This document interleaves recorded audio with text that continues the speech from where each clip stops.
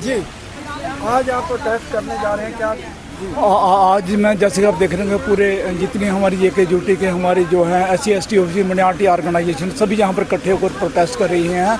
मनीषा के लिए प्रोटेस्ट कर रही है, उससे इंसाफ के लिए प्रोटेस्ट कर रही है। हम हरियाणा पुलिस से गुहार लगाते हैं, हम हरियाणा DGP से गुहार लगाते हैं, पुलिस से और चीफ मिनिस्टर से गुहार लगाते हैं। उस लड़की को इंसाफ मिलना चाहिए और ये समझे कि जो हमारी वो अपनी बेटी है। लेकिन आज हम देवी माँ कहेंगे, आज हर घर में फूलन देवी पैदा होना चाहिए। फूलन देवी, आज बच्चियां सुरक्षित नहीं हैं, आज फूलन देवी पैदा होगी तो ताकि इन दिनों को पता चल जाएगा कि औरतों के अंदर भी वो ताकत है अपने इंसाफ के लिए, इंसाफ लेने के लिए उनके अंदर भी ताकत है, उनके अंदर भी जो मादा है। जिस तरह की इस देश के अंदर हर 2 मिनट के बाद जो है वो एक रेप हो रहा है और 1.5 साल की बच्ची से लेकर 85 साल की औरत के साथ जो रेप हो रहा है, दुष्कर्म हो रहे हैं, इसके ऊपर हम मोदी सरकार के बेटी पढ़ाओ बेटी बचाओ का नारा देते हैं, बेटियों को सम्मान की बात करते हैं। क्या कहेंगे जिस तरह से हरियाणा में जो है BJP की सरकार है? सर संधू साहब, अगर बेटियां बचेंगी तो पढ़ेंगी ना। जब जिंदगी बचाएंगे कि नहीं, बचेंगे ही नहीं तो पढ़ेंगी कैसे? आज तो हाल ये कि बच्चों को बचाना मुश्किल हो गया है, आज बच्चों को बचाना मुश्किल हो गया है। और हर स्टेट के अंदर ये जो हालत है और खास करके जो BJP रूल्ड स्टेट्स हैं वहाँ पर तो बच्चों की और भी ज़्यादा बहुत बुरी खस्ता हालत है। तो सब पुलिस जो है हरियाणा पुलिस का क्या रोल रहा है?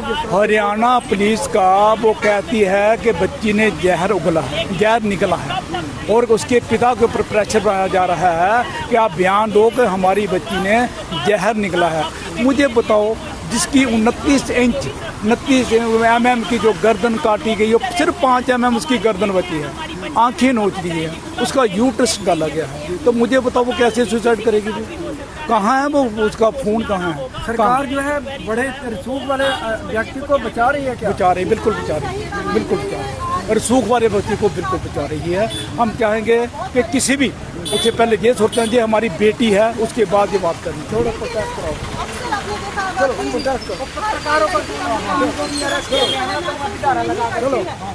चलो मनीषा के हत्यारों को फांसी दो, मनीषा के हत्यारों को फांसी दो, फांसी दो, मनीषा के हत्यारों को फांसी दो, फांसी दो, मनीषा के हत्यारों को फांसी दो, फांसी दो, मनीषा के हत्यारों को फांसी दो, फांसी दो, मनीषा के हत्यारों को फांसी दो, फांसी दो, मनीषा के हत्यारों को फांसी दो, फांसी दो। हम क्या चाहते हैं? इंसाफ। हम क्या चाहते हैं? इंसाफ। इंसाफ के आगे झुकना पड़ेगा, इंसाफ के आगे झुकना पड़ेगा। मनीषा को घर में भी मनीषा को इंसाफ दो, मनीषा को इंसाफ।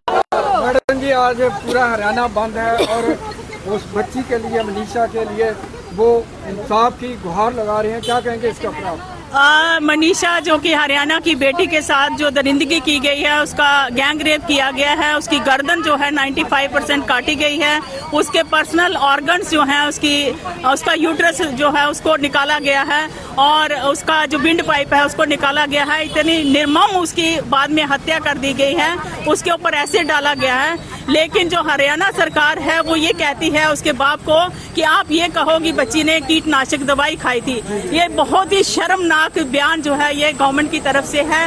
इस तरीके से किसी गरीब की बच्ची के लिए आप उसके मरने के बाद, दरिंदगी के बाद भी उस बच्ची की तौहीन कर रहे हैं। अगर उस बच्ची को जहर ही खाना होता तो वो घर में खाती, लेकिन आज जिस तरह से मोदी सरकार कहती है कि हम बेटी पढ़ाओ बेटी बचाओ, बेटी के औरतों के सम्मान के लिए वो बड़े दावे करते हैं, इसमें कितनी सच्चाई है? देखिए, इसमें सिर्फ खोखले दावे हैं।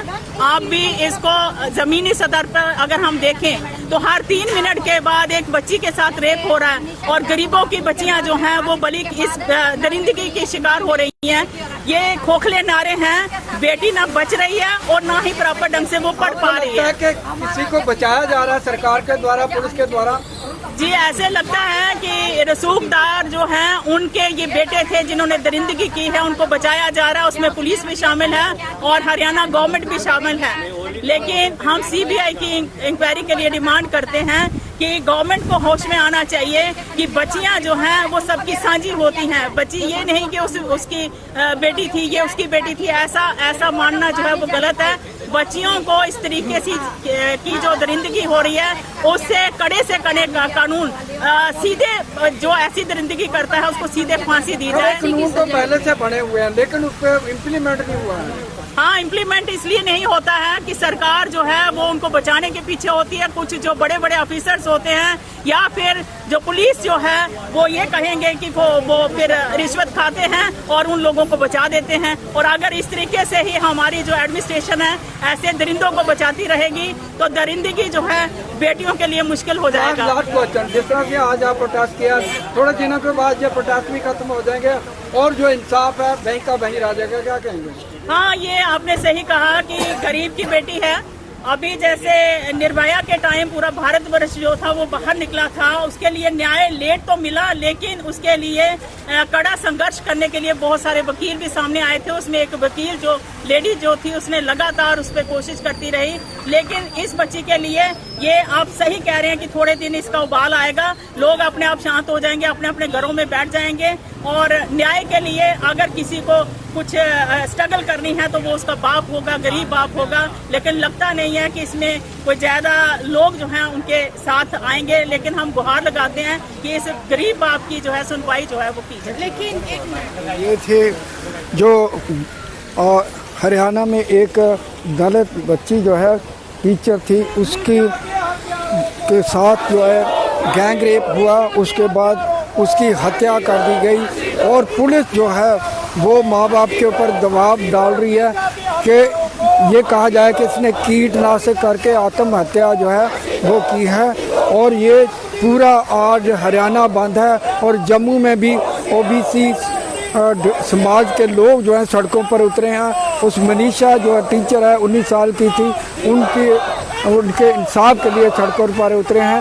तो आप क्या इसके बारे में अपनी राय रखते हैं कमेंट बॉक्स में ज़रूर लिखें, क्योंकि आए दिन इस तरह के वारदातें, एक तरफ सरकार कहती है कि बेटी पढ़ाओ बेटी बचाओ, स्त्रियों के सम्मान के लिए बड़े बड़े सम्मेलन करती हैं, लेकिन हकीकत में जो वहाँ हरियाणा की सरकार है वो मूक दर्शक बनी है और सूखदार व्यक्ति को बचाने की कोशिश करी है। धन्यवाद।